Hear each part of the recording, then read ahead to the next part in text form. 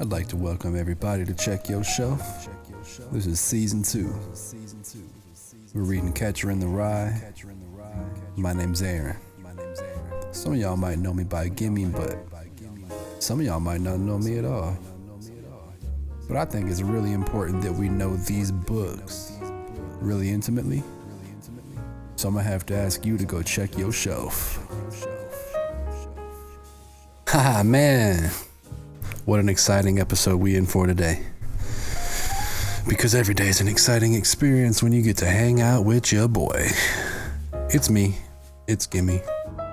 And you already know what the business is on Check Your Shelf. We reading Catcher in the Rye, and this episode 3. We already on chapter 8, man. This book is zooming by. So I want to start at the top of the episode by recommending y'all go into the Facebook group or the Discord, and you can recommend books that you want to replace Catcher in the Rye on the voting section. So we have 5 books that we vote for at the beginning of every season. So if you want to see something read, go ahead and make your voice heard. I'd love to hear from you.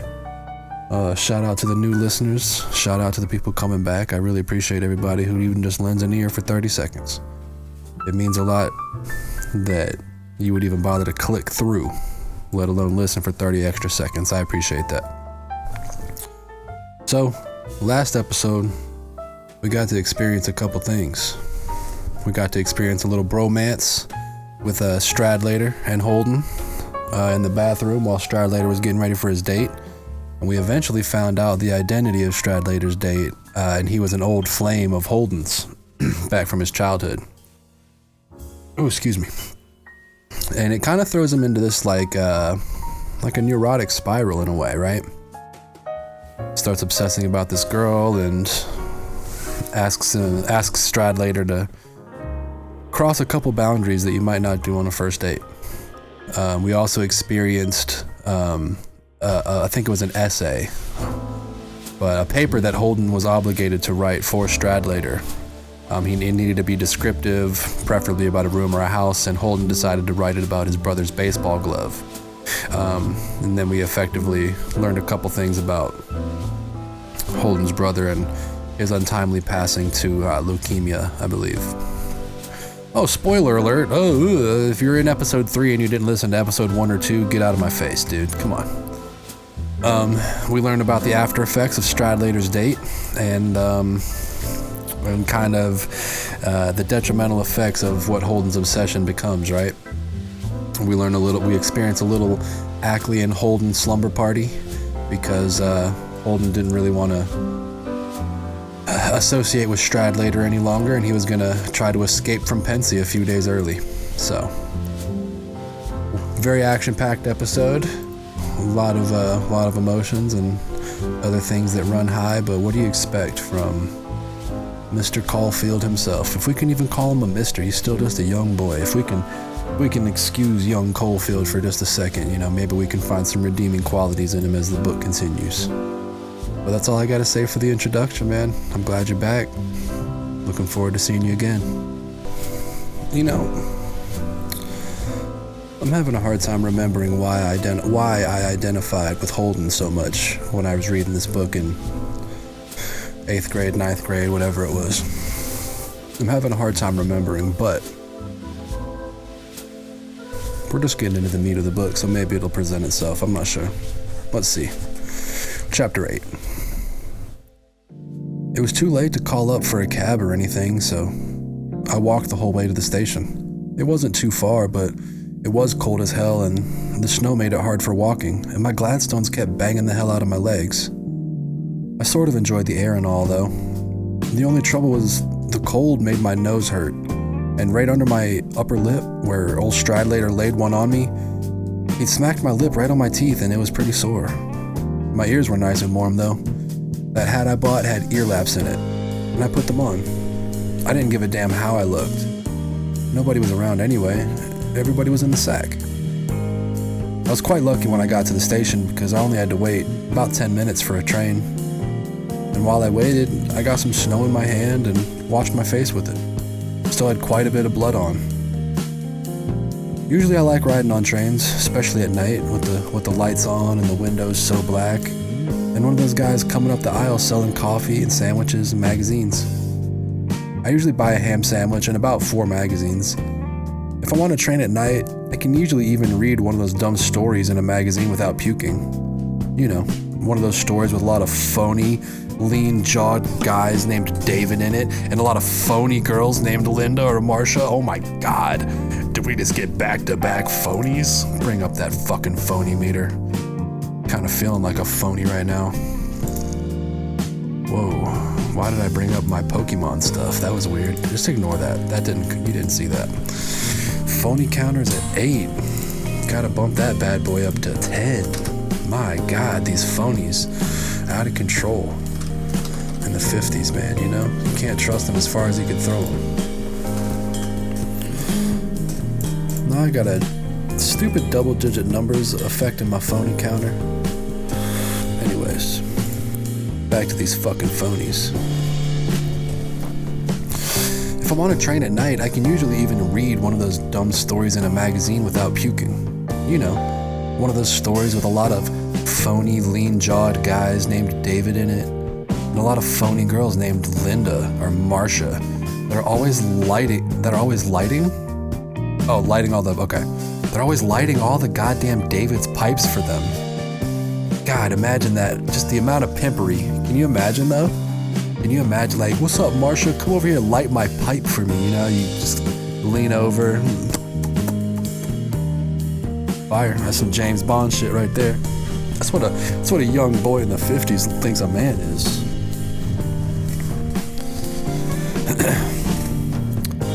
I can even read one of those lousy stories on a train at night usually, but this time it was different. I just didn't feel like it. I just sort of sat and not did anything. All I did was take off my hunting hat and put it in my jacket, in my pocket. Why did I thought that said jacket. Come on, brain, get it together. All of a sudden, this lady got on at Trenton and sat down next to me. Practically the whole car was empty because it was pretty late and all, but she sat down next to me instead of an empty seat because she had this big bag with her and I was sitting in the front seat. She stuck the bag right out in the middle of the aisle where the conductor and everybody could trip over it. And she had these orchids on. I guess she'd just been to a big party or something. She was around 40 or 45, I guess. She was very good looking. Women kill me. They really do. I don't mean I'm oversexed or anything like that. Although I am quite sexy. I just like them, I mean. They're always leaving their goddamn bags in the middle of the aisle. I don't know, man. This kid's strange. I just like them. I mean, they're always leaving their goddamn bags out in the middle of the aisle. I mean, come on. How can you not like that's such endearing behavior. Come on. How do you not love that? This guy's a racket. Anyway, we were sitting there and all of a sudden she said to me, "Excuse me, but isn't that a Pensy Prep sticker?" She was looking up at my suitcases up on the rack. "Yes, it is," I said. She was right. I did have a goddamn Pensy sticker on one of my Gladstones. Very corny, I'll admit. See, this is again another fun instance of him feeling guilty or caught. He's himself as now being caught in the phony, something that he holds like it's one of his character traits. He hates the phonies, and every time he gets called this is a phony thing that he's being called out for, so he's feeling that guilt again. So now that he's feeling guilty and he's caught about it, he's using that "I'll admit." Interesting. "Oh, do you go to Pensy?" she said. She had a nice voice, a nice telephone voice mostly. She could have carried a goddamn telephone around with her. "Yes, I do," I said. "Oh, how lovely. Perhaps you know my son then, Ernest Morrow? He goes to Pensy." "Yes, I do. He's in my class." Her son was doubtless the biggest bastard that ever went to Pensy in the whole crummy history of the school. He was always going down the corridor after he had a shower, snapping his soggy old wet towel at people's asses. That's exactly the kind of guy he was. "Oh, how nice," the lady said, but not corny. She was just nice and all. "I must tell Ernest we met. May I ask your name, dear?" Rudolph Schmidt," I told her. I didn't feel like giving her my whole life story. Rudolph Schmidt was the name of the janitor in our dorm. "Do you like Pensy?" she asked me. Pensy, it's not too bad. It's not paradise or anything, but it's as good as most schools. Some of the faculty are pretty conscientious. Ernest just adores it. I know he does, I said. Then I started shooting the old crap around a little bit. He adapts himself very well to things. He really does. I mean, he really knows how to adapt himself. God, why the fuck? That's how you decide to start shooting the old crap, Holden? Like, that's your idea of like... I hate this kid sometimes, man. Anyway. Do you think so? She asked me. She sounded interested as hell. Ernest? Sure, I said. Then I watched her take off her gloves. Boy, she was lousy with rocks. I just broke a nail getting out of a cab, she said. She looked up at me and sort of smiled. She had a terrifically nice smile, she really did. Most people have hardly any smile at all, or a lousy one. Ernest's father and I sometimes worry about him. We sometimes feel he's not a terribly good mixer. Oh, well, how do you mean? Well, he's a very sensitive boy. He's never been a terribly good mixer with other boys, and perhaps he takes things a little more seriously than he should at his age. Sensitive. That killed me. That guy Morrow was about as sensitive as a goddamn toilet seat. I gave her a good look. She didn't look like any old dope to me. She looked like she might have had a pretty damn good idea what a bastard she was the mother of. Oh, what a bastard she was the mother of. Dude, I thought Holden was about to go in on this old lady. Like, he seemed to have some real choice words about her real quick, huh? I gave her a good look. She didn't seem like any old dope to me. She looked like she might have a pretty damn good idea what a bastard she was the mother of. But you can't always tell with somebody's mother. I mean, mothers are all slightly insane. The thing is, though, I liked old Morrow's mother. She was alright. Would you care for a cigarette? I asked her. Yo. Y'all thinking what I'm thinking? Y'all thinking what I'm thinking, man? I think Holden's about to try to fuck. Aha! And what's this little kid in high school, in a private school, talking about, hey, here's a cigarette? She looked all around. I don't believe this is a smoker, Rudolph, she said. Rudolph. That killed me. That's all, I about did the girl's voice again. That's all right, we can smoke till they start screaming at us, I said. She took a cigarette off of me and I gave her a light. She looked nice smoking. She inhaled and all, but she didn't quite wolf the smoke down, the way most women around her age do. She had a lot of charm. She had quite a lot of sex appeal too, if you really want to know. She was looking at me sort of funny. I may be wrong, but I believe your nose is bleeding, dear, she said all of a sudden. That was not in quotes, so I'm not doing the voice. I have respect for myself as a voiceover artist, okay? I nodded and took out my handkerchief. Yeah, I got hit with a snowball, I said. One of those very icy ones. I probably would have told her what really happened, but it would have taken too long. I liked her, though. I was beginning to feel sort of sorry I told her my name was Rudolph Schmidt. Ol' Ernie, I said. He's one of the most popular boys at Pensy. Did you know that? No, I didn't. I nodded. It really took everybody quite a long time to get to know him. He's a funny guy. A strange guy in lots of ways, you know what I mean? Like, when I first met him, I thought he was kind of a snobbish person. That's what I thought. But he isn't. He's just got this very original personality that takes you a little while to get to know him. Old Mrs. Morrow didn't say anything, but boy, you should have seen her. I had her glued to her seat. You take somebody's mother, all they want to hear is about what a hotshot their son is. Then I really started chucking the old crap around. Did he tell you about the elections? I asked her. The class elections? She shook her head. I had her in a trance. Like, I really did. Well, a bunch of us wanted old Ernie to be president of the class. I mean, he was the unanimous choice. I mean, he was the only boy that could really handle the job. I said, boy, was I chuckling at this, but this other boy, Harry Fencer, was elected. And the reason he was elected, the simple and obvious reason, was because Ernie wouldn't let us nominate him because he's so darn shy and modest and all. He refused. Boy, he's really shy. You ought to make him try to get over that. I looked at her. Didn't he tell you about it? No, he didn't. I nodded. That's Ernie. He wouldn't. That's the one fault with him. He's too shy and modest. You really ought to get him to try to relax occasionally. And right that minute, the conductor came around for old Miss Morrow's ticket, and it gave me a chance to quit shooting it. I'm glad I shot it for a while, though. You take a guy like Morrow that's always snapping their towel at people's asses, really trying to hurt somebody with it. I don't just stay a rat. Wait, they don't just stay a rat.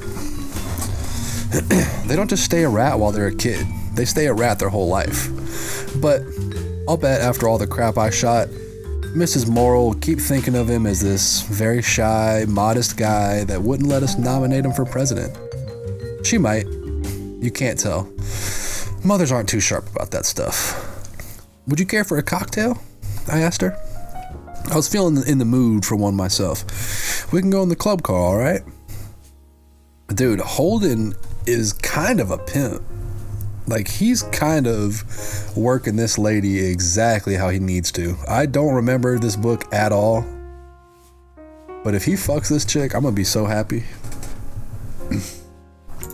Holden needs to get him some strange real quick. Dear, are you allowed to order drinks? She asked me. Not snotty, though. She was too charming and all to be snotty. Well, no, not exactly, but I can usually get them on account of my height. I hate that fucking extra H they put in that word. It's so gross. And I have quite a bit of gray hair. I turned sideways and showed her my gray hair. It fascinated the hell out of her. Come on, join me, why don't you? I said. I'd have enjoyed having her. Another double contraction. I love it. I'd have enjoyed having her. I'd have enjoyed having her. It's so crazy. So it's like the double contraction just to say it in the past tense. It's like such a complex writing choice. And it just goes wildly unnoticed. Just think it's a fun choice. I really don't think I'd better. Thank you so much though, dear, she said. Anyway, the club car is most likely closed. It's quite late, you know. Oh, she was right. I'd forgotten all about what time it was. Then she looked at me and asked me what I was afraid she was going to ask me. Ernest wrote that he'd be coming home on Wednesday, that Christmas vacation would start on Wednesday, she said. I hope you weren't called home suddenly because of illness in your family. She looked really worried about it. She wasn't just being nosy, you could tell. No, everybody's fine at home. It's me. I have to have this operation. Oh, I'm so sorry, she said. She really was too. I was right away sorry I'd said it, but it was too late. It isn't very serious. I have this tiny little tumor on the brain. Oh no! She put her hand up to her mouth and all. Oh, I'll be all right and everything. It's right near the outside and it's a very tiny one. They can take it out in about 2 minutes. See, and that was on the same paragraph as the woman speaking, so I thought it was still her talking. It's fucked up. Y'all got me out here embarrassing myself in front of my friends. Then I started reading this timetable I had in my pocket, just to stop lying. Once I get started, I can go on for hours if I feel like it. No kidding. Hours.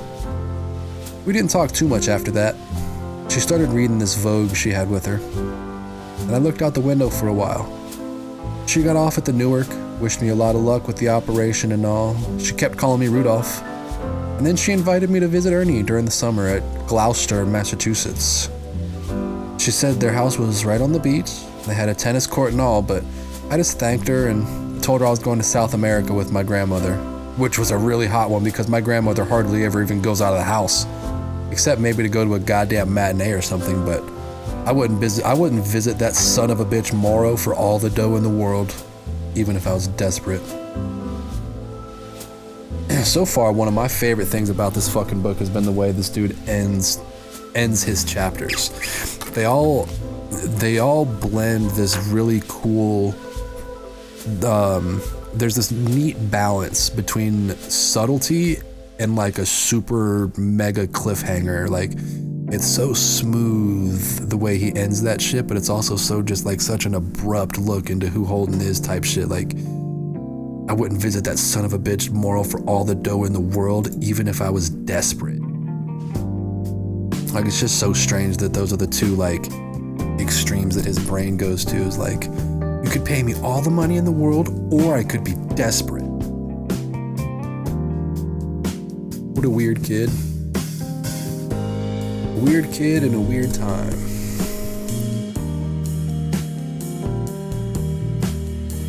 Nice. That fucking green screen, boy. Oh, I bet my shirt's doing some cool stuff. Hey, that's a good a time as any. If you don't know why I'm doing what I'm doing, because you're listening to the audio version on Spotify or wherever, Apple, whatever. They're on everything. It's on everything. You can find it everywhere. But I just made a visual joke. You should check me out on YouTube. You can find me. Ascend.Create. Name of the channel. Check your shelf. Name of the pod. No big deal. Chapter 9.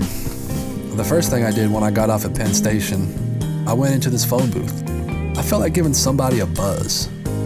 I left my bags right outside the booth so that I could watch them. But as soon as I was inside, I couldn't think of anybody to call up. Damn, that's relatable. Excuse me. My brother DB was in Hollywood. My kid sister Phoebe goes to bed around 9 o'clock, so I couldn't call her up. She wouldn't have cared if I woke her up, but the trouble was she wouldn't have been the one that answered the phone. My parents would be the ones, so that was out. Then I thought of giving Jane Gallagher's mother a buzz. I have a burp that's stuck in my chest, and every time I start reading, it wants to come out. Just either come out or stop. Dude, make a choice, ya gas. Then I thought of giving Jane Gallagher's mother a buzz and find out when Jane's vacation started, but I didn't feel like it. Besides, it was pretty late to call up, and then I thought of calling this girl I used to go around with quite frequently, Sally Hayes, because I knew her Christmas vacation had started already. She'd written me this long, phony letter inviting me over to help her trim the Christmas tree, Christmas Eve and all. Gotta change the phony counter. Big Leb. Got a big Leb up there.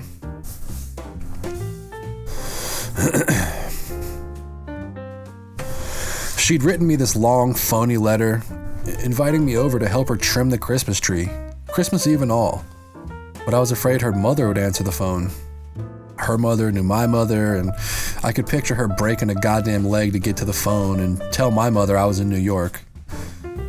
Besides, I wasn't crazy about talking to old Mrs. Hayes on the phone. She once told Sally I was wild. She said I was wild and that I had no direction in life. Then I thought of calling up this guy that went to the Wooten school when I was there, Carl Luce, Carl Luce.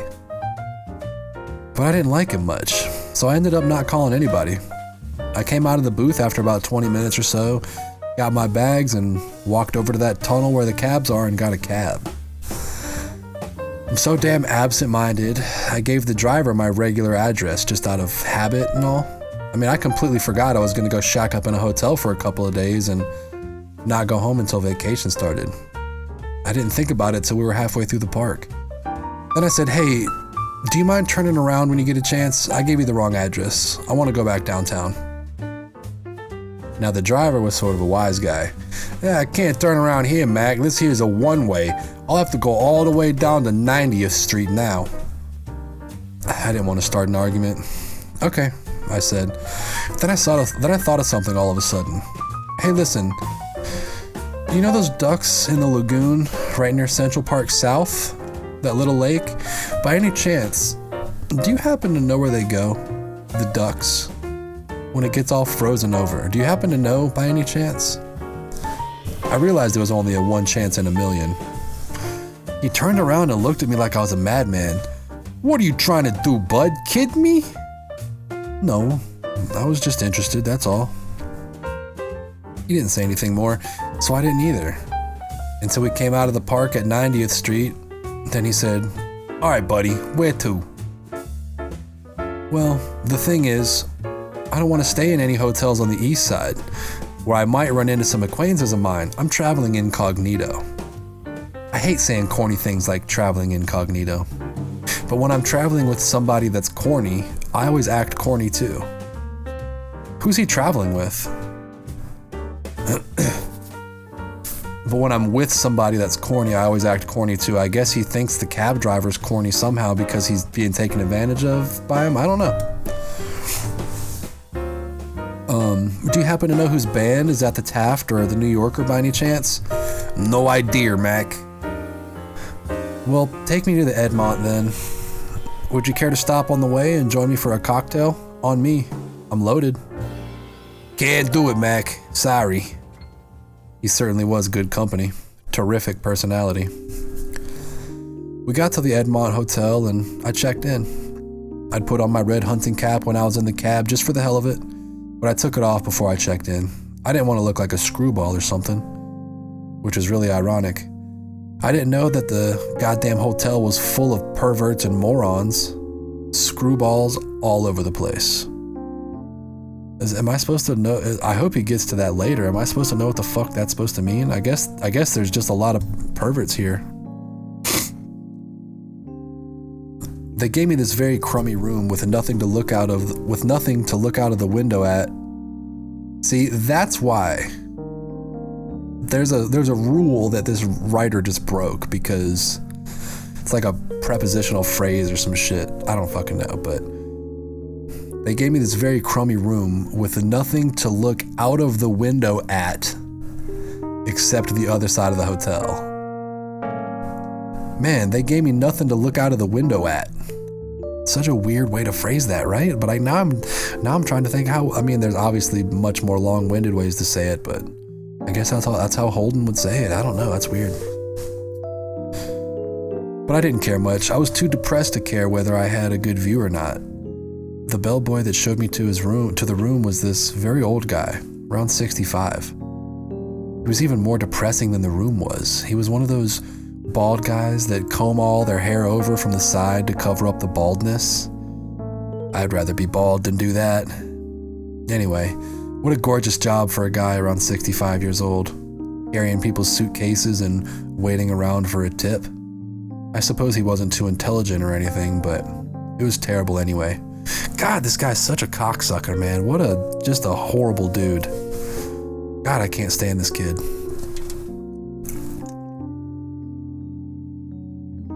Holden, you're making me want to drink, son. Why do you do this to me? I give out.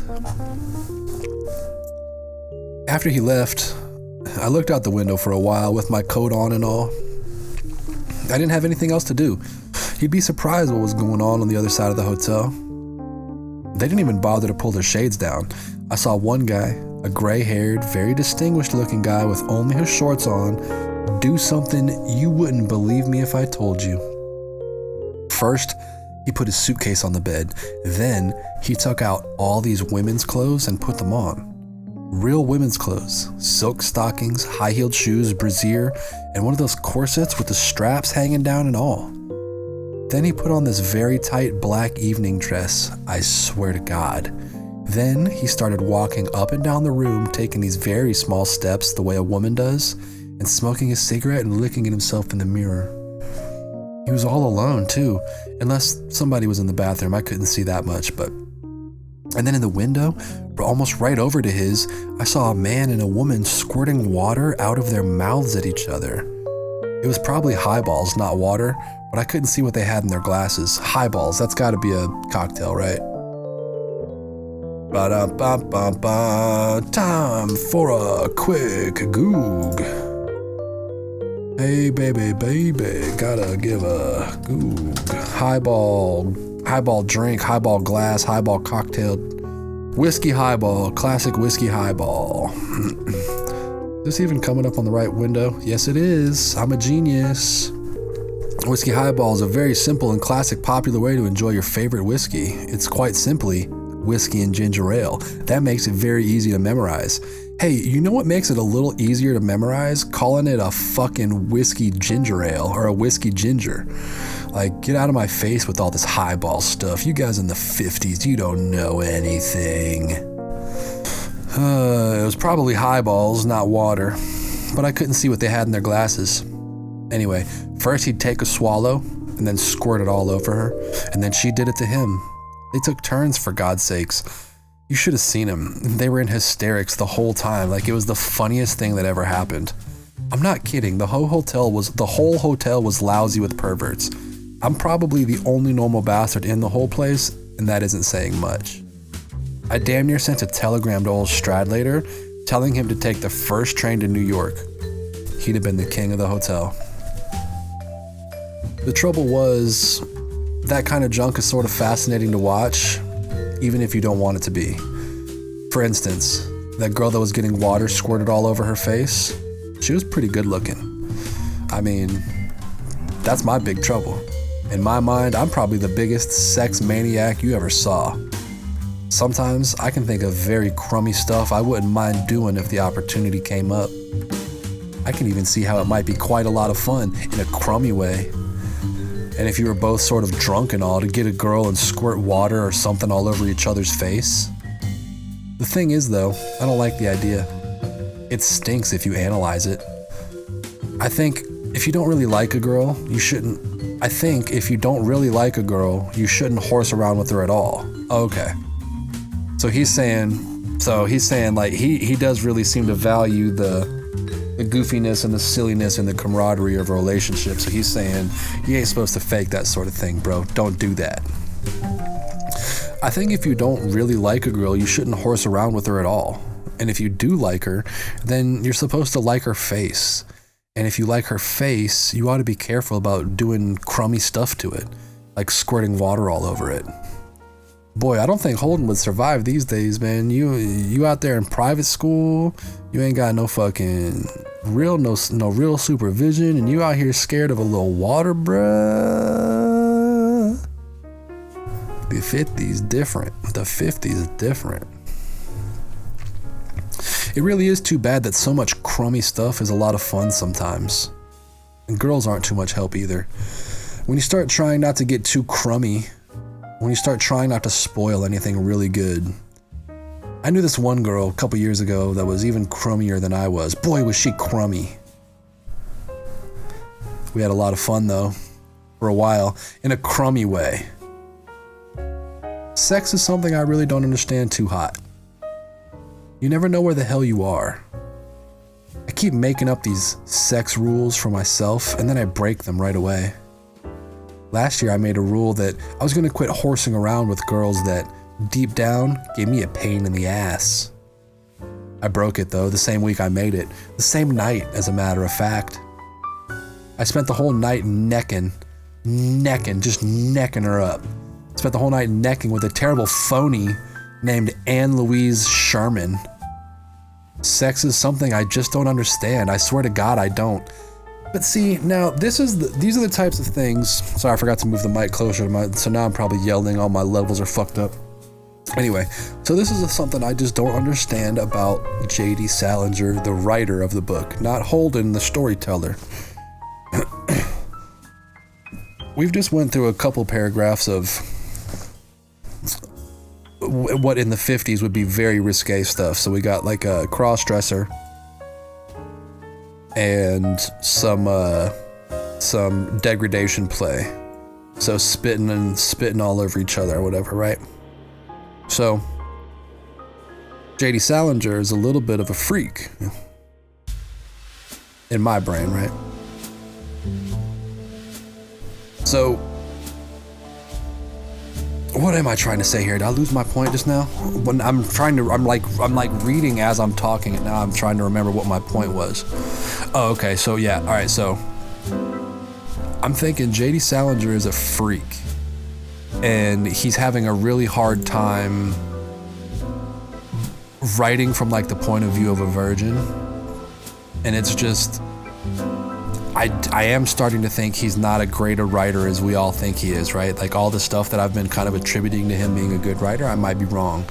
Because, I mean, I broke it the same week I made it, the same night, as a matter of fact. That could be, I could see that being a literary choice. That's how Holden would have said it, because he's trying to embellish the story, right? Like, that probably did not happen the same night. Holden is probably lying, right? So I get that I can give that a little bit, but then this description is just so, God, I don't know what he's trying to do. Is he trying to make Holden appear as a liar? Because it's so, just a couple paragraphs ago, he was talking about, you know, he's sex crazed and he's very sexy and whatever. And all the girls, not all the girls, but he had mentioned multiple girls that he had messed around with. But then we decided to end the whole collection of sexy paragraphs with, I spent the whole night necking with a terrible phony named Anne Louise Sherman. Sex is something I just don't understand. I swear to God I don't. But Holden has never mentioned sex at any point. So it's like, we've never seen him in a sexual scenario, yet he talks about how sexy he is and he's a sex maniac and he's sex crazed. I'm starting to think Holden is an incel, bro. Well, yeah, incel. Yeah. Not a volcel, an incel.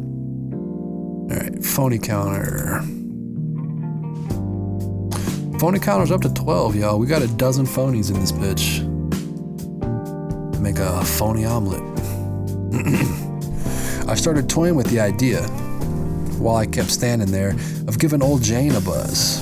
I mean, calling her long distance at BM where she went, instead of calling up her mother to find out when she was coming home. You weren't supposed to call students up late at night, but I had it all figured out. I was gonna tell whoever answered the phone that I was her uncle. I was gonna say her aunt had just got killed in a car accident, and I needed to speak to her immediately. It would have worked too. The only reason I didn't do it because I wasn't in the mood. If you're not in the mood, you can't do that stuff, right? After a while, I sat down in a chair and smoked a couple cigarettes. I was feeling pretty horny. I'll have to admit it. We see it again. I was feeling pretty horny, I'll have to admit it. So again, I was attributing this to him, you know, maybe being a better writer than average, but whenever he decides to write down that phrase, I admit it, is because Holden's feeling guilty about something, so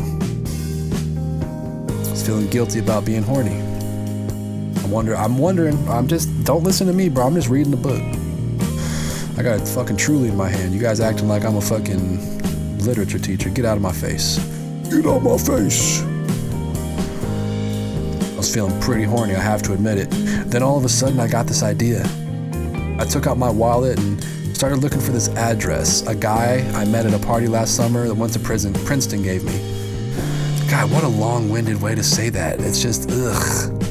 That's not how humans talk. Maybe it was in the 50s. I don't understand why the writer would write things like that. Like, I get, Holden's telling the story, I get it. So like, this is him talking, not the writer talking. So, but like, that's not how humans tell stories. I took out my wallet and started looking for this address a guy I met at a party last summer that went to Princeton gave me. Maybe it is how Valley people talk and I'm just not used to it. Fuck. Delete it all. None of that happened. Just kidding. I don't edit shit. All raw, uncensored content here on Check Your Shelf. Finally, I found it. It was all a funny color from my wallet, but you could still read it. It was the address of this girl that wasn't exactly a whore or anything, but that didn't mind doing it once in a while, this guy from Princeton told me. He brought her to a dance at Princeton once, and they nearly kicked him out for bringing her. She used to be a burlesque stripper or something. Anyway, I went over to the phone, gave her a buzz. Her name was Faith Cavendish, and she lived at the Stanford Arms Hotel on 65th and Broadway. A dump, no doubt. For a while, I didn't think she was home or something. Nobody kept answering. Then, finally, somebody picked up the phone. Hello? I said. I made my voice quite deep so that she wouldn't suspect my age or anything. I have a pretty deep voice anyway. Hello, this woman's voice said, none too friendly either. Is this Miss Faith Cavendish? Who's this? Who's calling me up at this crazy goddamn hour? That sort of scared me a bit. Well, I know it's quite late, I said in this mature voice and all. I hope you'll forgive me, but I was very anxious to get in touch with you. I said it suave as hell, I really did. Who is this? She said. Well, you don't know me, but I'm a friend of Eddie Birdsell's. He suggested that if I were in town sometime, we ought to get together for a cocktail or two. Who? You're a friend of who? Boy, she was a real tigress over the phone. She was damn near yelling at me. Edmund Birdsell, Eddie Birdsell. I said. I couldn't remember if his name was Edmund or Edward. I only met him once at a goddamn stupid party. I don't know anybody by that name, Jack, and if you think I enjoy being woke up in the middle of Eddie Birdsell from Princeton? You could tell she was running the name over in her mind and all. Birdsell from Princeton. Princeton College? That's right. You from Princeton College? Well, approximately. Oh, how is Eddie? This is certainly a peculiar time to call a person up, though. Jesus Christ. He's fine. He asked to be remembered to you. Well, thank you. Remember me to him. He's a grand person. What's he doing now? She was getting friendly as hell all of a sudden. Oh, you know, same old stuff. I said, how the hell did I know what he was doing? I hardly knew the guy. I didn't even know if he was still at Princeton. Look, would you be interested in meeting me for a cocktail somewhere? By any chance, do you have any idea what time it is? What's your name, anyhow, may I ask? She was getting an English accent all of a sudden. You sound a little on the young side. I laughed. Oh, thank you for the compliment. I said, suave as hell. Holden Caulfield's my name. I should have given her a phony name, but I didn't think of it. Well, look, Mr. Caulfield, I'm not in the habit of making engagements in the middle of the night. I'm a working gal. Tomorrow's Sunday, I told her. Well, anyway, I gotta get my beauty sleep. You know how it is. I thought we might have just one cocktail together. It isn't too late. Well, you're very sweet. Where are you calling from? Where you at now, anyways? Me? I'm in a phone booth. Oh. Then there was this very long pause. Well, I'd like awfully to get together with you sometime, Mr. Coffle. You sound very attractive. You sound like a very attractive person, but it is late. I could come up to your place. Well, ordinary I'd say grand. I mean, I'd love to have you drop up for a cocktail, but my roommate happens to be ill. She's been laying here all night without a wink of sleep. She's just this minute closed her eyes and all, I mean. Oh, that's too bad. Where are you stopping at? Perhaps we could get together for cocktails tomorrow. I can't make it tomorrow. Tonight's the only time I can make it. What a dope I was. I shouldn't have said that. Oh, well, I'm awfully sorry. I'll say hello to Eddie for you. Will you do that? I hope you enjoy your stay in New York. It's a grand place. I know it is. Thanks. Good night. And then I hung up. Boy, I really fouled that up. Should have at least made it for cocktails or something. Interesting. This book makes me constantly kind of eat my own words too, because man, for a virgin, he had her in his fucking claws. Didn't have a sense of nervousness on him. He handled that pro like a pro. But got scared. He's probably gonna say, oh, well, she's probably ugly anyway. I didn't even want to talk to her. Shut up, Holden. Chapter 10. It was still pretty early. I'm not sure what time it was, but it wasn't too late. The one thing I hate to do is go to bed when I'm not even tired. So I opened my suitcases, took out a clean shirt, and then I went into the bathroom and washed and changed my shirt. Don't really know how I was supposed to read that sentence. It just kind of didn't know where the fuck it was going, and it ended in a weird spot. That's why it sounded weird. I'm not even going to reread it. Fuck that sentence. What I thought I'd do, I thought I'd go downstairs and see what the hell was going on in the lavender room. They had this nightclub, the lavender room in the hotel. While I was changing my shirt, I damn near gave my kid sister Phoebe a buzz though. I certainly felt like talking to her on the phone, somebody with sense and all. But I couldn't take a chance on giving her a buzz because she was only a little kid and she wouldn't have been up, let alone anywhere near the phone. I thought of maybe hanging up if my parents answered, but that wouldn't have worked either. They'd know it was me. My mother always knows it's me. She's psychic. But I certainly wouldn't have minded shooting the crap with old Phoebe for a while. You should see her. You never saw a little kid so pretty and smart in your whole life. She's really smart. I mean, she's had all A's ever since she started school. As a matter of fact, I'm the only dumb one in the family. My brother DB is a writer and all, and my brother Ali, the one that died that I told you about, he was a wizard. I'm the only really dumb one, but you ought to see old Phoebe. She had this sort of red hair, a little bit like Ali's was, and very short in the summertime.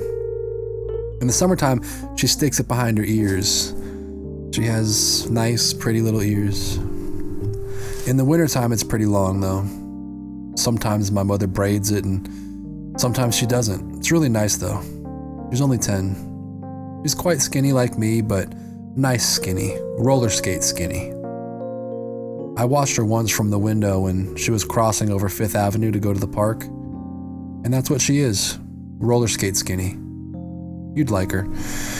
I mean, if you tell old Phoebe something, she knows exactly what the hell you're talking about.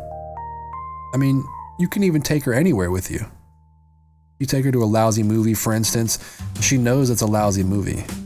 And if you take her to a pretty good movie, she knows it's a pretty good movie. DB and I took her to see this French movie, The Baker's Wife, with Raymond in it. It killed her. Her favorite is The 39 Steps, though, with Robert Donat. She knows the whole goddamn movie by heart, because I've taken her to see it about 10 times. When the old Donat comes up to this Scotch farmhouse, for instance, when he's running away from the cops and all, Phoebe will say right out loud in the movie, right when the Scotch guy in the picture says it, "Can you eat the herring?" She knows all the talk by heart. And when this professor in the picture that's really a German spy sticks up his little finger with the part of the middle joint missing, God, I can't talk. Hit him with that ribbity one time. And when this professor, that's the second time. Why?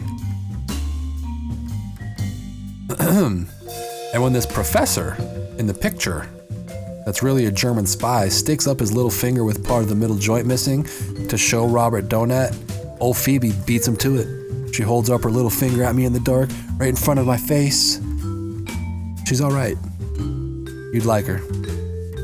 The only trouble is she's a little too affectionate sometimes. She's very emotional for a child. She really is. Something else she does? She writes books all the time. Only she doesn't finish them. They're all about some kid named Hazel Weatherfield. Only Phoebe spells it Hazle. Old Hazel Weatherfield is a girl detective. She's supposed to be an orphan, but her old man keeps showing up. Her old man's always a tall, attractive gentleman about 20 years of age. That kills me. Oh, Phoebe. I swear to God you'd like her. She was smart, even when she was a very tiny little kid. When she was a very tiny little kid, I and Ali used to take her to the park with us, especially on Sundays. Ali had this sailboat he used to like to fool around with on Sundays, and we used to take old Phoebe with us. She'd wear white gloves and walk right between us like a lady and all. And when Ali and I were having some conversation about things in general, old Phoebe would be listening. Sometimes you'd forget she's around because she's such a little kid, but she'd let you know. She'd interrupt you all the time. She'd give Ali and I a push or something and say, Who said that, Bobby or the lady? And we'd tell her who said it and she'd say, oh, and go right on listening and all. She killed Ali too. I mean, he liked her too. She's 10 now and not such a tiny little kid anymore, but she still kills everybody. Everybody with any sense anyway. Anyway, she was just somebody you always felt like talking to on the phone. But I was too afraid that my parents would answer. And then they'd find out I was in New York and got kicked out of Pensy and all, so I just finished putting on my shirt. Then got all ready and went down in the elevator to the lobby to see what was going on. It's not the end of the paragraph, not the end of the chapter like I was emphasizing it like I was, but that's just because I was thinking about what I just read. So, very interesting. We just got one of the longest paragraphs of the whole book talking about Phoebe. So he seems to have this very, very romantic, not like romance, but like he's building up this image of them in their brain to a point where it's become romanticized. And he did it with Allie earlier when he was talking about the glove, and he's doing it now with Phoebe. I'm interested to see if he's going to do anything for DB at some point, because he's already shown a little bit of disdain for DB at the beginning of the book. So, just curious. Fun little, because, and it's always so, isn't it so, okay, another thing that I found interesting. So, I opened up my suitcases, took out a clean shirt, went to the bathroom to wash and clean his shirt. So all this happened, he had this big ass thought, this long ass paragraph, this long stream of consciousness about his sister who he cares dearly about very clearly, in the middle of doing something so serene, not serene, so simple, so commonplace. Why did I say serene? What a weird word to say. That's nowhere near the word I needed to use. But I just think it's very interesting that he gets really introspective and reflective when he's doing such simple things. I need to go back and remember because he was just writing the composition for Stradlater when he went into the rant about Allie, but there was another big rant. I guess it was when he was arguing with Stradlater, not arguing with her, but when they were talking about his date in the bathroom, I think is when it was. But my memory's not great. I smoke a lot of reefer.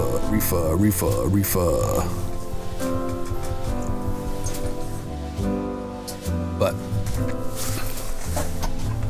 what the hell's going on with my mic stand? I'm moving around too much, now it's breaking. Tighten up, pussy. Am I loosening it? Oh, that's why. It's because I'm an idiot. It's upside down, so counterclockwise and clockwise, everything's different. They don't tell you about that when you're watching Stranger Things and they go into the upside down. Anyway, sorry. I'm done being stupid.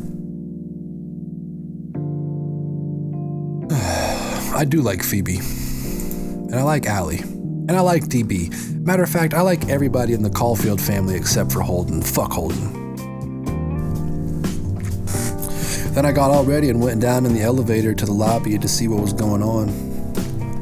Except for a few pimply-looking guys and a few hoary-looking blondes, the lobby was pretty empty. But you could hear the band playing in the lavender room, so I went in there. It wasn't very crowded, but they gave me a lousy table anyway, way in the back. I should have waved a buck under the head waiter's nose. In New York, boy, money really talks. I'm not kidding. The band was putrid. Buddy Singer. Very brassy, but not good brassy. Corny brassy. Also, there were very few people around my age in the place. In fact, nobody was around my age. They were mostly old, show-offy looking guys with their dates.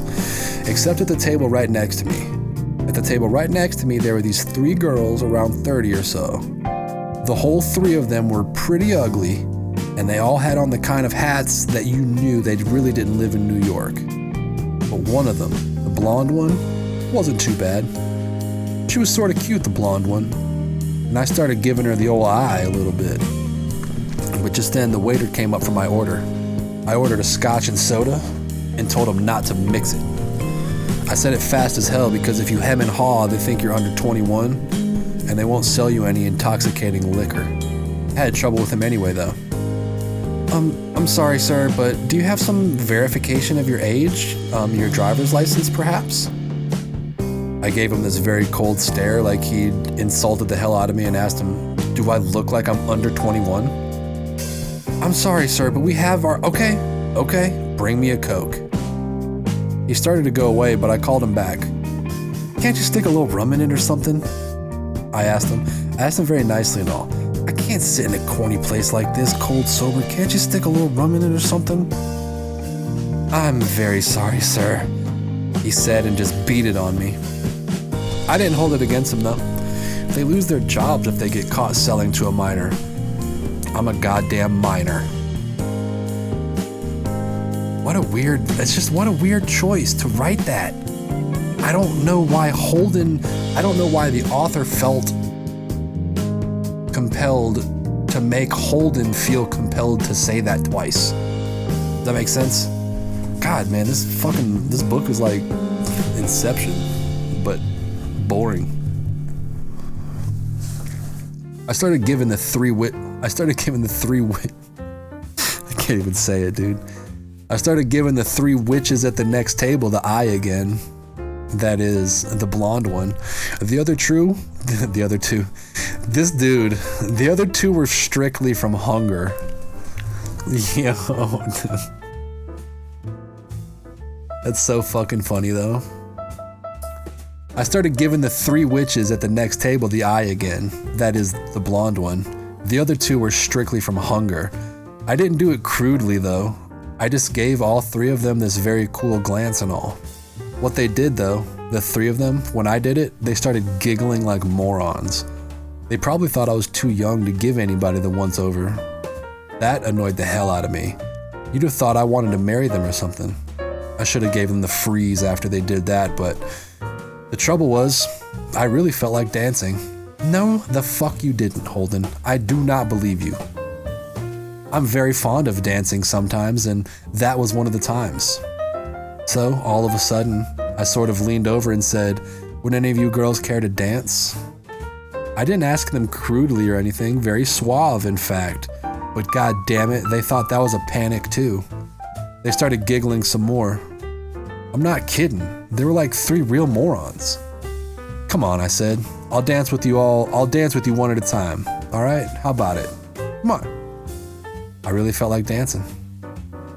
Finally, the blonde one got up to dance with me because you could tell I was really talking to her, and we walked out to the dance floor. The other two gruels nearly had hysterics when we did. I certainly must have been very hard up to even bother with any of them, but it was worth it. The blonde was some dancer. She was one of the best dancers I ever danced with. Hi Charlie, do you want to come read with me? Every time you want to come bother me, you never let me read with you, and my cord is stuck on your feet. My cord's stuck on your feet, baby. Hello, Charlie. You really can dance. I don't even know if I'm in the right spot. I got a cat on my chest. But it was worth it. The blonde was some dancer. She was one of the best dancers I ever danced with. I'm not kidding. Ah! Charlie! You've ruined it! You've ruined everything! But it was worth it. The blonde was some dancer. She was one of the best dancers I ever danced with. I'm not kidding. Some of these very stupid girls can really knock you out on a dance floor. You take a really smart girl, and half the time she's trying to lead you around the dance floor, or else she's such a lousy dancer, the best thing you do is stay at the table and just get drunk with her. You can really dance, I told the blonde one. You ought to be a pro. I mean it. I danced with a pro once, and you're twice as good as she was. Did you ever hear of Marco and Miranda? What? She said. She wasn't even listening to me. She was looking all around the place. I said, did you ever hear of Marco and Miranda? I don't know. Nah, I don't know. Well, they're dancers. She's a dancer. She's not too hot though. She does everything she's supposed to, but she's not so hot anyway. You know when a girl's a really terrific dancer? What'd you say? She said. She wasn't even listening to me. Her mind was wandering all over the place. I said, do you know when a girl's a really terrific dancer? Uh-huh. Well, where I have my hand on your back, if I think there isn't anything underneath my hand, no can, no legs, no feet, no anything, then the girl's really a terrific dancer. She wasn't listening though, so I ignored her for a while. We just danced. God, could that dopey girl dance. buddy singer and his stinking band was playing Just One of Those Things, and even they couldn't ruin it entirely. It's a swell song. I didn't try any trick stuff while we danced. I hate a guy that does a lot of show-off tricky stuff on the dance floor, but I was moving her around plenty and she stayed with me. The funny thing is, I thought she was enjoying it too until all of a sudden she came out with this very dumb remark. I and my girlfriend saw Peter Lorre last night. The movie actor in person. He's buying a newspaper. He's cute. You're lucky, I told her. You're really lucky, you know that? She really was a moron, but what a dancer. I could hardly stop myself from sort of giving her a kiss on the top of her dopey head, you know? Right where the part is and all. She got sore when I did it. Hey, what's the idea? Nothing. No idea. You really can dance. I have a kid sister that's only in the goddamn 4th grade. You're about as good as she is, and she can dance better than anybody living or dead. Watch your language if you don't mind. What a lady. Boy, a queen for Christ's sake. Where are you girls from? I asked her. She didn't answer me though. She was busy looking around for old Peter Lorre to show up, I guess.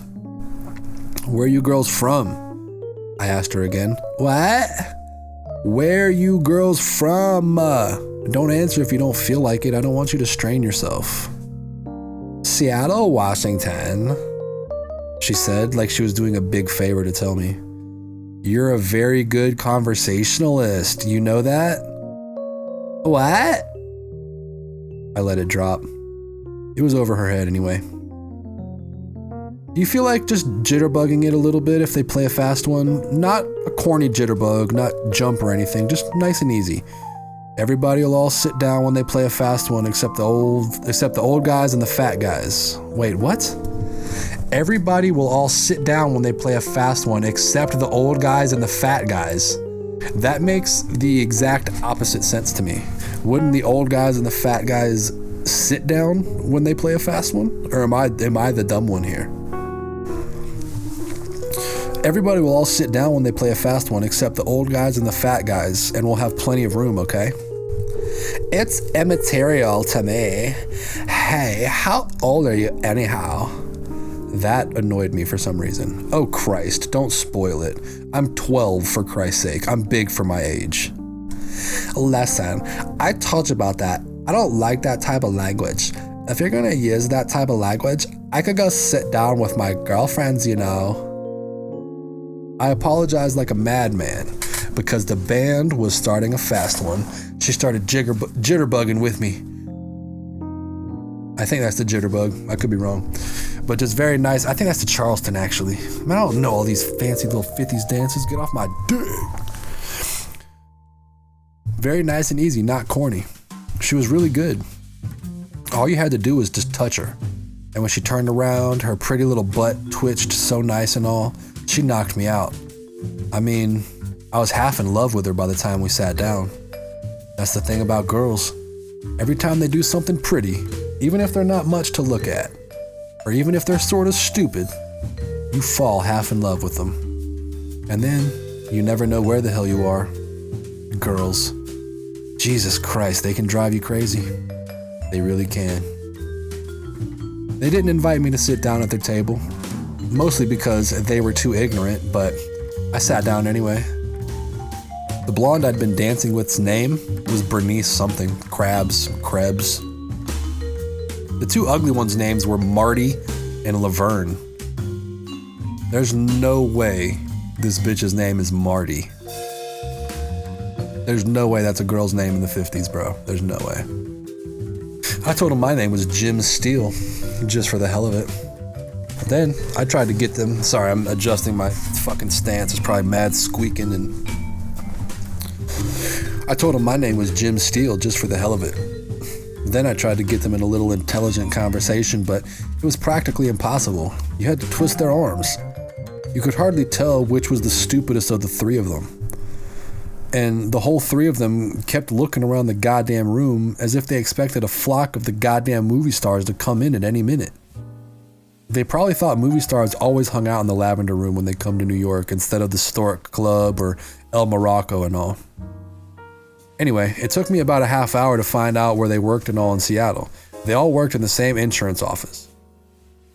I asked them if they liked it, but you think I could get an intelligent answer out of those three dopes?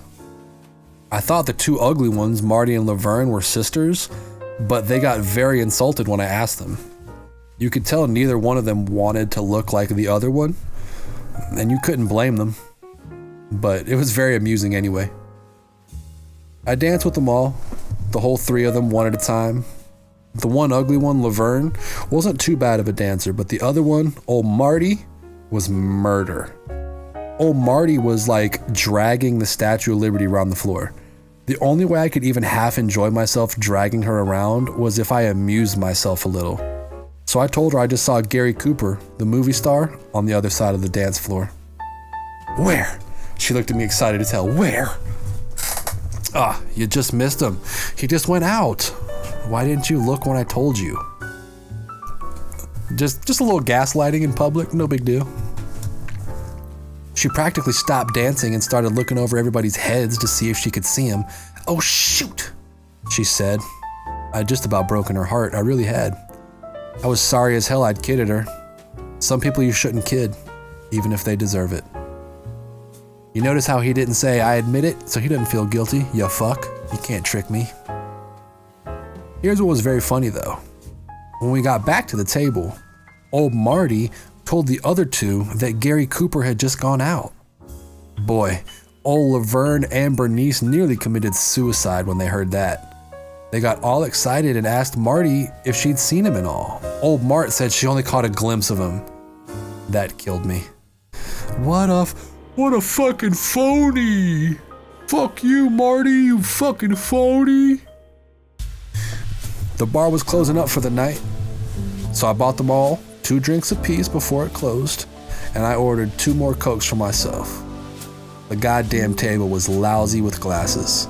The ugly one, Laverne, kept kidding me because I was only drinking Cokes. She had a sterling sense of humor. She and old Marty were drinking Tom Collins's in the middle of December for water. Oh, for God's, I skipped a whole line. Drinking Tom Collins's in the middle of December, for God's sakes. They didn't know any better. The blonde one, old Bernice, was drinking bourbon and water. She was really putting it away too. The whole 3 of them kept looking for movie stars the whole time. They hardly even talked, even to each other. Old Marty talked more than the other 2. She kept saying these very corny, boring things like calling the can the little girl's room, and she thought Buddy Singer's poor beat-up clarinet player was really terrific when he stood up and took a couple ice-cold hot licks. She called his clarinet a licorice stick. God, was she corny. The other ugly one, Laverne, thought she was a very witty type. She kept asking me to call up my father and ask him what he was doing tonight. She kept asking me if my father had a date or not. 4 times she asked me that. She was certainly witty. Old Bernice, the blonde one, didn't hardly say anything at all. Every time I'd ask her something, she said, "What?" That can really get on your nerves after a while. All of a sudden, when they finished their drink, all 3 of them stood up on me and said they had to get to bed. They said they were going to get up early to go see the first show at Radio City Music Hall. I tried to get them to stick around for a while, but they wouldn't. So we said goodbye and all. I told them I'd look them up in Seattle sometime if I ever got there, but I doubt if I ever will. Look them up, I mean. With cigarettes and all, the check came to about $13. I think they should have at least offered to pay for the drinks they had before I joined them. I wouldn't have let them naturally, but they should have at least offered. I didn't care much though. They were so ignorant, and they had those sad fancy hats on and all, and that business about getting up early to see the first show at Radio City Music Hall depressed me. I mean, if somebody, some girl in an awful looking hat for instance, comes all the way to New York from Seattle, Washington, for God's sake, and ends up getting up early in the morning to see the first goddamn show at Radio City Music Hall, it makes me so depressed I can't stand it. I'd have bought the whole 3 of them 100 drinks if only they hadn't told me that. I left the lavender. Come here, everybody. I left the lavender room pretty soon after they did. They were closing it up anyway, and the band had quit a long time ago.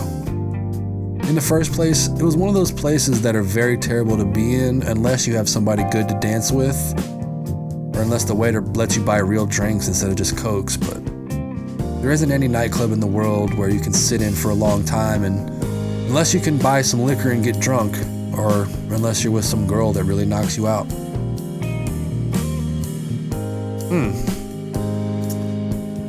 You know, so a lot of this stuff is considered pretty risque for the time, right? But I'm thinking if we're talking about cross-dressing and, you know, we're alluding to women squirting or maybe coming on their faces with the imagery that he was saying about the spitting on each other and stuff, or I mean, I don't know, are they spitting on each other's faces in the 50s, guys? I mean, I don't mind spitting on a bitch every now and then, but you think they were really doing that in the 50s? I don't know. It's just such a weird juxtaposition. He's so close. God, I really don't know what to think about it, right? Because he could have definitely closed with one of those chicks, right? Or am I getting the wrong impression? It's all his shortcomings. It's all his... What's that episode of Friends where they're talking about Chandler always going to die alone because he breaks up with women for the tiniest reasons and shit, right? I mean, that's kind of like what's happening with Holden. He could have easily fucked one of those 3. I don't know. I'm just thinking I see a lot of pent up aggression in him, and especially sexually. And it's all started really coming into fruition after this fight with Stradlater and stuff, so very interesting stuff. And he had it right in his hands both times, and I wonder if it's just I'm willing to bet that it's nerves. He got anxious, he got nervous, didn't know how to close, didn't know how to, follow through. So I'm wondering if he's chalking it up to, oh, she was ugly, oh, she thought she was witty, oh, this blonde bitch was kind of, what? Acting like she didn't hear me, and they were all stuck up on these celebrities. So, like, maybe he's just, inventing reasons so that he doesn't have to fuck around and actually get to the sex part where he feels like he might underperform, because I think he's a virgin. I don't know if we've actually gotten confirmation that fucking Holden's given the time to somebody, if you will, but had to go make sure we had enough time left on the soundtrack to get another chapter in. So we're gonna do that. We're going chapter 11. Chapter 11. Man, I need to crack open a fucking... Hold on. Stay right there. Don't go anywhere. Don't move. Stay. Look at my butt.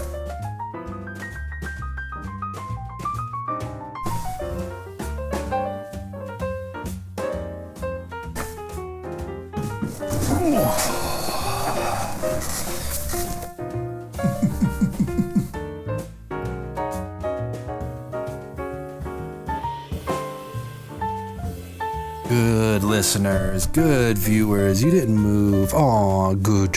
Who's such a good viewer? I don't know. I thought that would be funny. That was kind of corny. But chapter 11. All of a sudden, on my way out to the lobby,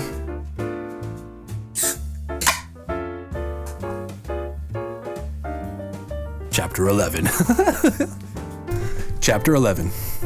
All of a sudden, on my way out to the lobby, I got old Jane Gallagher on the brain again. I got her on and I couldn't get her off. Foreshadowing? Anybody?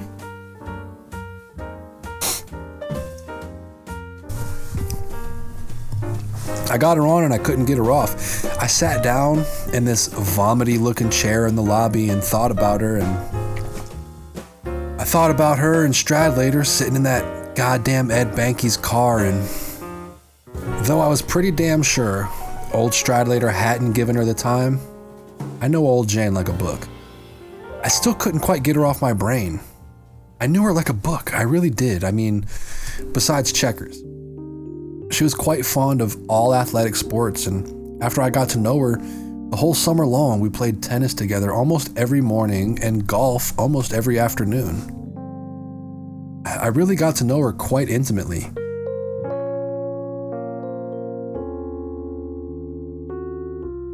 I don't mean it was physical or anything, it wasn't, but we just saw each other all the time. You don't always have to get too sexy to get to know a girl. See, again, like his frame of, it seems like he has a weird reference points for how to bridge these gaps. Like, no, you don't have to get too sexy to get to know a girl.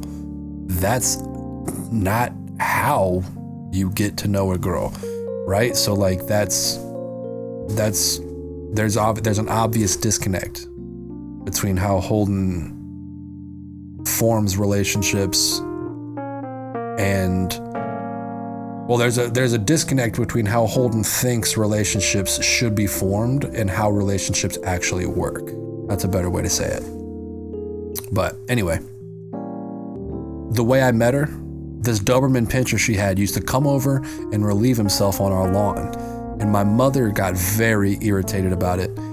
She called up Jane's mother and made a big stink about it. My mother can make a very big stink about that kind of stuff. Then what happened, a couple days later, I saw Jane laying on her stomach next to the swimming pool at the club, and I said hello to her. I knew she lived in the house next to ours, but I'd never conversed with her before or anything. She gave me the big freeze when I said hello that day, though. I had a hell of a time convincing her that I didn't give a good goddamn where her dog relieved himself. See, like, I don't know, man. I'm good at reading. And I would like to think that maybe when I'm not reading out loud, I would be able to understand it a little bit better. But that sentence, when I was reading it, I had no idea where the fuck that sentence was going, dude. I had a hell of a time convincing her that I didn't give a good goddamn where her dog relieved himself. You could do it in the living room for all I cared. Anyway, after that, Jane and I got to be friends and all. I played golf with her that same afternoon. She lost 8 balls. I remember. 8. I had a terrible time getting her to at least open her eyes when she took a swing at the ball. I improved her game immensely, though. I'm a very good golfer. If I told you what I go around in, you probably wouldn't believe me. I almost was once in a movie short, but I changed my mind at the last minute. I figured that anybody that hates the movies as much as I do, I'd be a phony if I let them stick me in a movie short. This might be the most self-destructive person on the planet. Right? Is that a recurring theme to everyone else? I mean, okay. Or a fucking, he did admit to lying a whole bunch. Why revelation time. Holden has already admitted to us that he loves to lie and he gets a huge kick out of it. Why are we under the impression that he's telling us the truth? In my brain, I'm envisioning an interview with the vampire sort of situation going on. So somebody heard about this story and is going to ask Holden about it. So the person who wrote the book, or who is recording all of this or whatever, right? Is interviewing Holden. They're asking Holden to tell the story to them. So why are we so convinced? That's probably not the right word. Why are we so convinced that Holden is telling us the truth? You know what I'm saying? Because later that same week, actually it was the same day, you know, that thing that I brought up earlier. And you know, when he was describing that bar scene. Where is it? Before all that. There it is. Okay.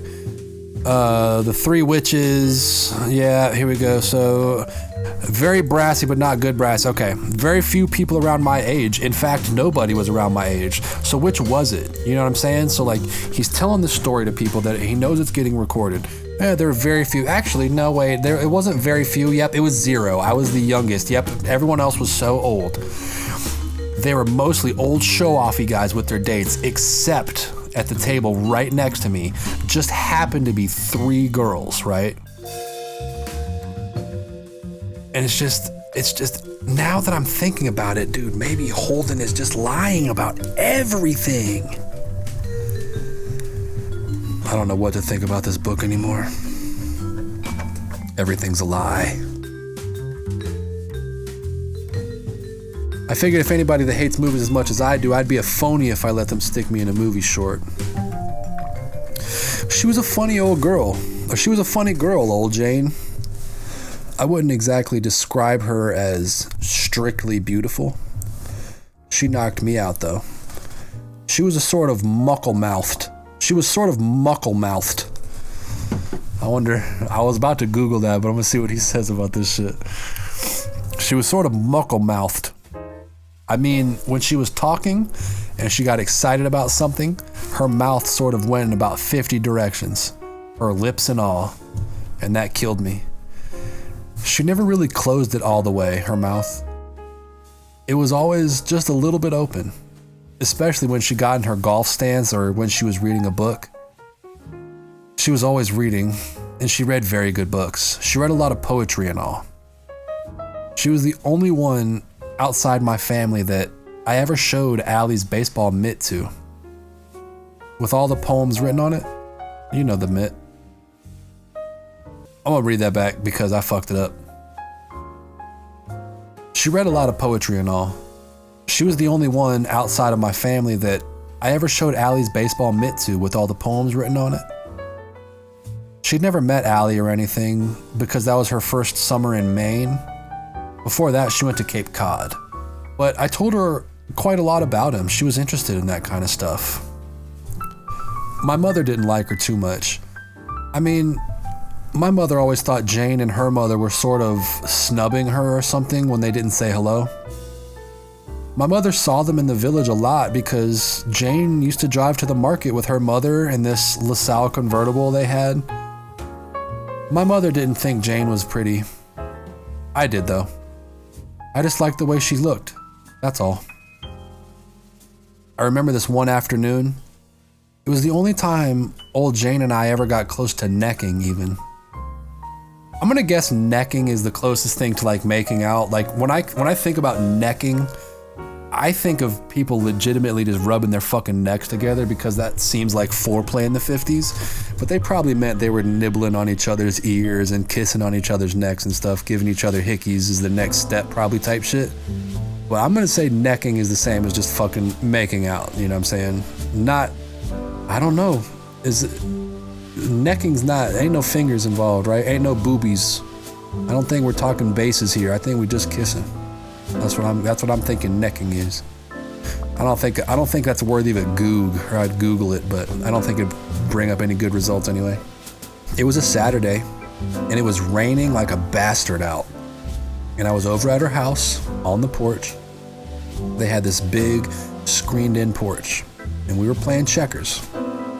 I used to kid her once in a while because she wouldn't take her kings out of the back row. But I didn't kid her much, though. You never wanted to kid Jane too much. I'm sorry, I'm reading this kind of disconnectedly because I'm thinking that J.D. Salinger wrote this a little bit out of order, which I imagine most books get written out of order. So, this story that Holden is telling is clearly written in one big long paragraph, so I'm guessing J.D. Salinger already had this part of the story written out. Like, this was part of the imagery that he wanted to purvey, whatever. Purvey, I think that's right, whatever. He wanted to purvey this imagery to us, and this is one of the first, I'm guessing this is one of the first ideas in his story that he had about a teenager trying to find his way in the 50s was this tiny part of the story. because we already know that he used to kid her once in a while because she wouldn't take her kings out of the back row. That's the verbatim sentence right there. So we already know that, but given the way that it's written to us, it seems like it's the first time we're supposed to have this information, but we already learned about this in the last episode when he was talking to Stradlater about it. So that's the symbolism. Thank you. That's the symbolism of this relationship, right? Is the why did I say thank you? Who did I say thank you to? What the fuck is going on? Who just told me the word that I needed? Praise to Allah, Yahweh, Jesus Christ, whatever you want to call it, man. I don't know what the hell just happened, but I got the fucking right word, and it was symbolism. Leaving the kings on the back row was the symbolism that these two, it was a real connection to Holden. Him remembering this was like, oh, it's real. Like, this is a real thing. Like, that's something you don't remember if Jane didn't do something to you. You know what I mean? So anyways, we were playing checkers. I used to kid her once in a while because she wouldn't take her kings out of the back row. But I didn't kid her much, though. You never wanted to kid Jane too much. I think I really like it best when you can kid the pants off of a girl when the opportunity arises, but it's a funny thing. The girls I like best are the ones I never feel much like kidding. Sometimes I think they'd like it if you kidded them. In fact, I know they would, but it's hard to get started. Once you've known them a pretty long time and never kidded them. Kidded is a really hard word for me to say. Kidded. It's like, it just, I don't know why, and he's fucking said it 9 times in a row. Sometimes I think they'd like it if you kidded them. In fact, I know they would, but it's hard to get started. Once you've known them a pretty long time and never kidded them. Anyway, I was telling you about that afternoon. Jane and I came close to necking. It was raining like hell. Yeah, dude, it's been 5 sentences. I know I rambled on for a little while and that we might have forgot that's what you were saying, but no, you don't have to. I hate this book so much. Anyway, I was telling you about that afternoon. Jane and I came close to necking. It was raining like hell and we were out on her porch. And all of a sudden, this booze hound her mother was married to came out on the porch and asked Jane if there were any cigarettes in the house. I didn't know him too well or anything, but he looked like the kind of guy that wouldn't talk to you much unless he wanted something off of you. He had a lousy personality. Anyway, old Jane wouldn't answer him when he asked her if she knew where there were any cigarettes. Old Jane wouldn't answer him when he asked her if she knew where there was any cigarettes. God, it doesn't flow naturally. It's nowhere near, bro. Compared to the season 1 though, this book is much easier to read. Anyway, old Jane wouldn't answer him when he asked her if she knew where there were any cigarettes. So the guy asked her again, but she still wouldn't answer him. She didn't even look up from the game. Fine, what game? Oh, checkers. I thought they were watching football or hockey or something. Finally, the guy went inside the house, and when he did, I asked Jane what the hell was going on. She wouldn't even answer me. Then, she made out like she was concentrating on her next move in the game and all, and then all of a sudden this tear plopped down on the checkerboard, on one of the red squares. Boy, I can still see it. She just rubbed it into the board with her finger. I don't know why, but it bothered the hell out of me. So, what I did was I went over and made her move over on the glider so that I could sit down next to her. I practically sat down in her lap, as a matter of fact. Then she really started to cry, and the next thing I knew, I was kissing her all over. Anywhere. Her eyes, her nose, her forehead, her eyebrows, her ears, her whole face except her mouth. She sort of wouldn't let me get to her mouth. Anyway, it was the closest we'd ever got to necking. After a while, she got up and went in and put on this red and white sweater she had. It knocked me out. And we went to a goddamn movie. I asked her on the way if Mr. Kudahi, that was the booze hound's name, had ever tried to get wise with her. She was pretty young, but she had this terrific figure, and I wouldn't have put it past it, that Kudahi bastard, but she said no, though. I never did find out what the hell was the matter.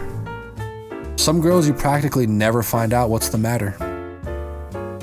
I don't want you to get the guy. I don't want you. Ribbity ribbity. I don't want you to get the idea she was a goddamn icicle or something, just because we never necked or horsed around much. She wasn't. I held hands with her all the time, for instance. That doesn't sound like much, I realize, but she was terrific to hold hands with. Most girls, if you hold hands with them, their goddamn hand dies on you. Or else they think they have to keep moving their hand all the time as if they were afraid they'd bore you or something. Jane was different. We'd get into a goddamn movie or something, and right away we'd start holding hands, and we wouldn't quit till the movie was over. And without changing the position or making a big deal out of it, you never even worried with Jane whether your hand was sweaty or not. All you knew was you were happy. You really were. You know, that's big. I remember that being young. The first time I was really holding hands with chicks, like I was very paralyzed in thought about, oh man, if my hand's sweaty, her hand's definitely got to be sweaty. And then one of the first few times we stopped and I saw her like wipe her shit on her pants, I was like, fuck, I'm never holding another woman's hand ever again. I was just destroyed, and it was just like, it's funny that that's always been a thing since the 50s and everything. So stop being so neurotic, guys. Everybody's going through the same shit. It's always been this way.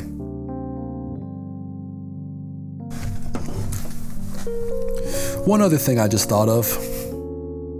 One time in this movie, Jane did something that just about knocked me out. The newsreel was on or something, and all of a sudden I felt this hand on the back of my neck, and it was Jane's. It was a funny thing to do. I mean, she was quite young and all, and most girls, if you see them putting their hand on the back of somebody's neck, they're around 25 or 30. And usually they're doing it to their husband or their little kid.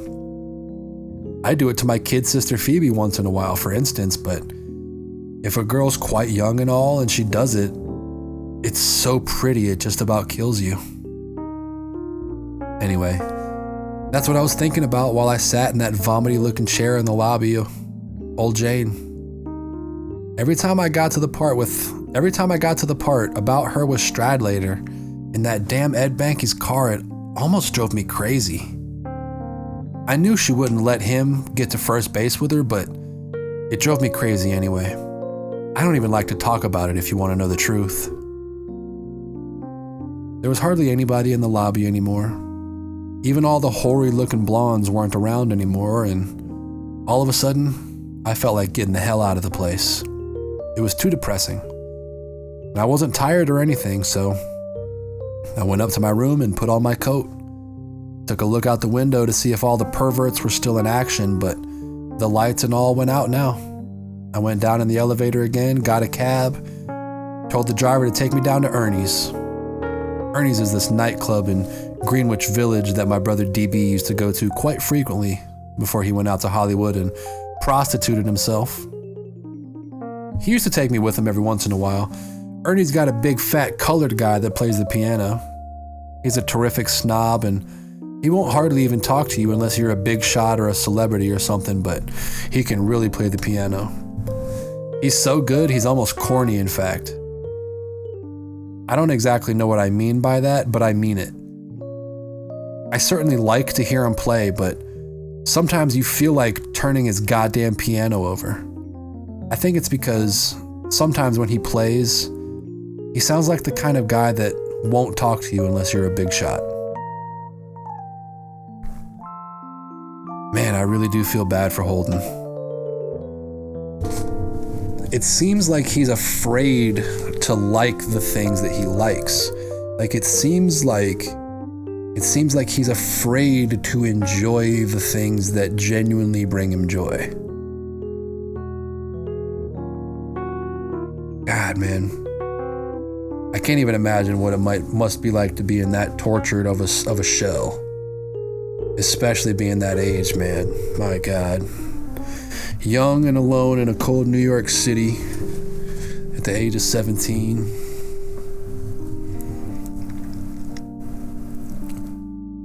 I couldn't even picture it. We do it a lot different down here in the country, man, but in a time where what the 50s were, the Great Depression happened only 30 years ago. So the adults are worried that everything could collapse around them again. So they're stuck in this whole trickle down hyper-capitalism work for everything. And especially if they're stuck in the middle of Manhattan and the financial areas that come along with all that shit, I can imagine it's just that much different, right? It's a weird thing to think about, and it's really fun to remember that just because we're in the same country, same nation, being raised in New York, in Manhattan, by Central Park, being raised in that environment is much, much different than being raised in the dirty. But that was another clean little 4 chapters, coming in at around an hour and a half. So the music should be ending any second now. Yep, it's about to leave in like 45 seconds. Oh my God, I have to hurry up this outro. Please follow me on facebook.com/groups/check-your-shelf. There's a Discord link if you want to come in and chit chat with us. You're also, feel free to click anything on my link tree, man. Follow me, find me.